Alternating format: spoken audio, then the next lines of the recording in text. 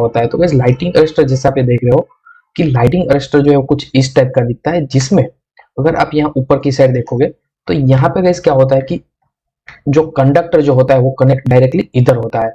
और अगर by chance कहीं पे लाइटनिंग सर्ज होता है तो क्या है कि वो लाइटनिंग सर्ज को ये लाइटिंग अरेस्टर जो है वो डायरेक्टली ग्राउंड कर देता है। जैसे देख रहे हो लाइटिंग अरेस्टर का जो दूसरा एंड है वो यहाँ पे नीचे कनेक्टेड है और ये एंड जो है वो डायरेक्टली कनेक्ट होता है ये सर्ज मॉनिटर में, जहां पे हमें पता चलता है कि कितना लाइटनिंग सर्ज था। वो मॉनिटर करने के लिए लाइटनिंग सर्ज रहता है, लाइटनिंग सर्ज मॉनिटर रहता है और उसका जो दूसरा एंड है वो directly earthing strip to directly earth हो जाता है। दैट मींस गाइस कि अगर बाई चांस कहीं पे लाइटनिंग होगा तो ये लाइटनिंग सर्ज, लाइटनिंग अरेस्टर जो है वो डायरेक्टली जो लाइटनिंग सर्ज है उसको अर्थ करने का काम करता है। तो गाइस जैसे आप यहाँ पे देख रहे हो कि लाइटनिंग अरेस्टर जो है उसका लोकेशन, जो माउंटिंग लोकेशन जो है वो अगर आप देखोगे तो सबस्टेशन का जो सबसे पहला इक्विपमेंट जो रहता है एंट्री में वो यही रहता है।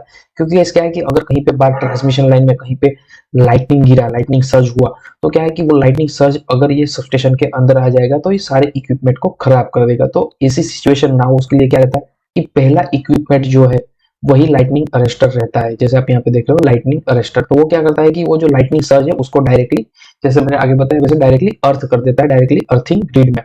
तो जिससे क्या होगा कि जो हाई अमाउंट ऑफ वोल्टेज है लाइटनिंग सर्ज है वो सबस्टेशन के अंदर नहीं आएगा और जिससे क्या है कि आपके इक्विपमेंट जो है वो प्रोटेक्ट हो जाएंगे। और इस दूसरा सबस्टेशन में एक और लाइटनिंग अरेस्टर रहता है, वो यहाँ पे रहता है जैसे आप यहाँ पे देख रहे हो ट्रांसफॉर्मर के एग्जैक्ट जस्ट ट्रांसफॉर्मर के आगे। जिससे क्या होगा कि इतना जो जोन है ये लाइटनिंग अरेस्टर से लेके ये लाइटनिंग अरेस्टर का जोन है, उसमें अगर कहीं पे भी लाइटनिंग गिरा तो क्या है कि ये लाइटनिंग अरेस्टर जो है वो अर्थ कर देगा लाइटनिंग सर्ज को और ये ट्रांसफॉर्मर को प्रोटेक्ट कर लेगा। क्योंकि इस ट्रांसफॉर्मर जो है वो सबस्टेशन में सबसे ज्यादा कॉस्टली इक्विपमेंट ट्रांसफॉर्मर है, उसको स्पेशल प्रोटेक्शन देने के लिए वहां पे हम सिर्फ आगे एक लाइटनिंग अरेस्टर रखते हैं। तो आई होप आप समझ गए कि लाइटनिंग अरेस्टर रखने के पीछे का मेन ऑब्जेक्टिव यही है कि वो जो बिजली होती है या तो फिर लाइटनिंग सर्ज जो होता है उसको डायरेक्टली अर्थ करने का काम करता है। अब गाइस नेक्स्ट हम बात करेंगे सर्ज अरेस्टर के बारे में।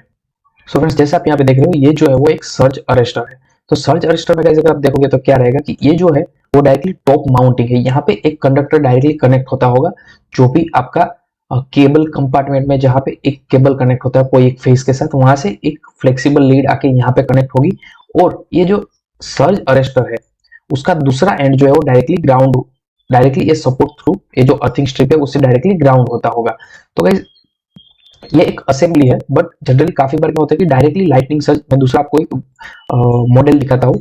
तो ये क्या है कि काफी बार ऐसे सपोर्टिंग टाइप का स्ट्रक्चर बनाया रहता है जिसमें क्या है कि ये जो है वो लाइटनिंग अरेस्टर है और ये दूसरा एंड डायरेक्टली अर्थ होके अर्थिंग स्ट्रिप के साथ कनेक्ट होता है। तो इस टाइप का लाइटनिंग अरेस्टर का माउंटिंग रहता है। या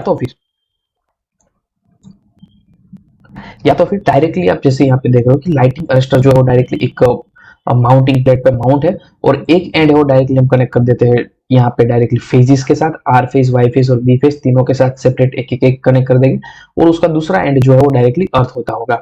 तो इस टाइप से सर्ज अरेस्टर का कनेक्शन रहता है। तो गाइस मेन डिफरेंस तो आपको पता चल ही गया कि लाइटिंग अरेस्टर जो है वो क्या है कि आउटसाइड लगता है, कि मतलब कि बाहर की साइड, सबस्टेशन के बाहर की साइड लगता है, वो आउटडोर रहता है। जैसे मैंने आप आगे एक जो आगे मॉडल में भी दिखाया और यहाँ पे फोटो में भी आप देख सकते हो कि वो डायरेक्टली कंडक्टर है वो डायरेक्टली लाइटिंग अरेस्टर में आएगा, उससे डायरेक्टली आगे नेक्स्ट ट्रांसफॉर्मर या तो फिर सबस्टेशन के इनसाइड चला जाएगा। तो इस हिसाब से लाइटिंग अरेस्टर रहता है। और सर्ज अरेस्टर जो है वो ऑलवेज पैनल के अंदर माउंटिंग रहता है। मतलब कि जैसे आप यहाँ पे देख रहे हो ये पैनल का जो आउटपुट कंपार्टमेंट रहता है, केबल कंपार्टमेंट है, वहां पे ऐसे 3 अरेस्टर नीचे लगाए रहते हैं। तो ये जो है वो पैनल के इनसाइड लगता है और ये जो है लाइटिंग अरेस्टर है वो स्विच यार्ड में बाहर की साइड लगता है और सर्ज अरेस्टर जो है वो पैनल के इनसाइड लगता है।